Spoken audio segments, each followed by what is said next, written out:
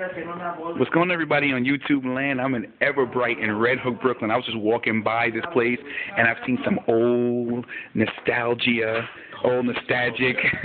video games. And what's your name again? I'm sorry? Brian. Brian was giving me a tour. This is right here in Brooklyn, New York, and I'm like amazed. Look at this machine here. Before video games, they had stuff that was just operated off of electricity and no chips or nothing. It was all relays and crap. So I put a modern remote on this one. Wait, you got a remote control for this? Yes, I did. What's this whole setup about? This is like a bowling games. Bowling games, ball bowlers were made between 1955 and 1972 or so. Before the ball bowlers, they had these puck bowlers that were a little bit smaller and used metal pucks. You'd find them in bars everywhere. You'd still find those. Nice. But the ball bowlers were made in the middle of that whole manufacturing thing, where you just roll it underneath. We got a 7-10 split, which is one of the hardest shots, but it actually will figure out a 7-10 when you hit the edge. Like that. Nice. And you guys are selling these? Or you guys just this has been in our store for like 8 months, but we'll be selling it soon. This is nice. How much would something like this go for? I think when it's shopped, I'll probably sell it for about $3,000 or so. That's not bad. This is a collector's item right here too. But fully shopped out ones that about 5-6 guys in America who rebuild them to better than new condition, they'll sell them for like $6 to $10 grand. Yeah, I wouldn't be. I'm looking at this right here, Final Lap. I mean, you don't see, because all the arcades are gone now. Like the last arcade was Chinatown Fair, and they're not really like they used to be anymore. I heard they moved to Williamsburg. And to 37th Street and 8th Avenue in Brooklyn, Chinatown, Sunset Park. Brooklyn, Chinatown. Yeah. Is that something for real? Yeah, there's a Chinatown on 8th Avenue because 8th is a lucky number with Chinese. And around 37th and 39th, there's like a boba bar that opened up, and the same guys started putting machines in there. That was like 3 months ago. I haven't checked back in whether they opened up fully yet. That's not bad. I'm looking at this. But so you say you put these, you rebuild them? No, this one was already working, but physically it needs some help, so I'm going to just shop the cabinet and clean it up. So where do you get these cabinets? Because nobody makes these anymore. You can find them on eBay or online auction sites or just online classifieds. You find them everywhere. This one I found in the West Coast. That's not bad. I mean, so show me the Atari. You showed me something in the front that I did not even remember the name. There was something else you named. I forgot the name of it. What do they call it? The Odyssey.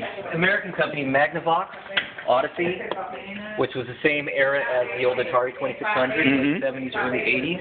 But they had one particular thing of interest was they had Casey Munchkin, a Pac-Man knockoff, that operated so much better than Atari 2600 Pac-Man that they sued them for it, and they had to take that off the market. It was way better than the home version of Pac-Man. And you just have it simply hooked up to what is this thing? It's an old Panasonic pop-up TV set from the 70s. And it's connected to what, the Odyssey? That's connected to the Odyssey. That's the Casey Munchkin game. Yeah, cartridge-based. Nobody even uses these anymore. This is so amazing. You said earlier when I spoke to you, you said that you were gonna convert this to an HD signal. Yeah, I'm putting an HD box in that. That way it works again with regular over-air channels. Wonderful. And you got the old Duck Hunt gun. Yeah, that's Nintendo. The guy James in there gave me the Nintendo, and I'm trying to get it to work again. I remember when games used to be simple, when it was just one joystick and a button. Yeah, that's it. And had hours of fun, and I used to blow the cartridge and turn it to the side. Yeah, exactly.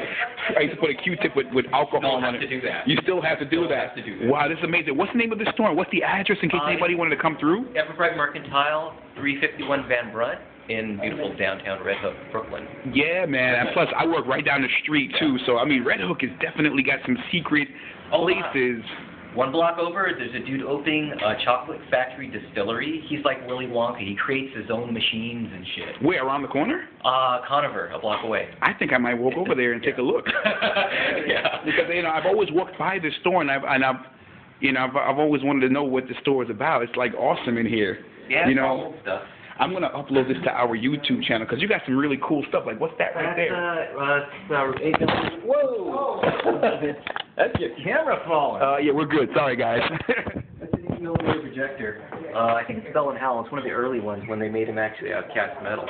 That's not bad, dude. Yeah, I have to refurbish this one. It was all stuck inside. I have to take all the grease out and redo it. This is amazing. I saw back there you had you had Sprint. I just want to look at that cabinet real quick. I just want to follow you because this is amazing. I love this. This is like, because I'm a little older, so I know these. I know back in these eras when people collected these things. Sprint Champion. I used to play this game every day after school.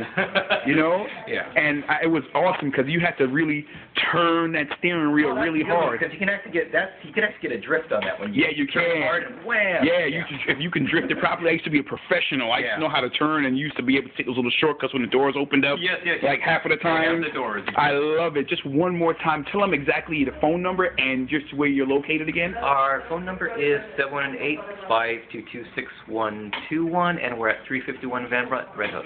Yes, this is Michael Hurdle from Raw Gameplay. I'm just hanging out here down the street for my job. You never know, going to lunch, what you might find, man. Just to let you guys know, remember, hit the subscribe button on YouTube. Follow us on Facebook and Twitter, rawgameplay.com. This is Michael Hurdle, and I guess we'll be back. Give them a call. Tell them you saw us. Saw them here on Raw Gameplay, right? Alrighty. What's your name again? Brian. Brian. Check Brian. He's a cool dude, man. Thanks, Brian. You're welcome. All right.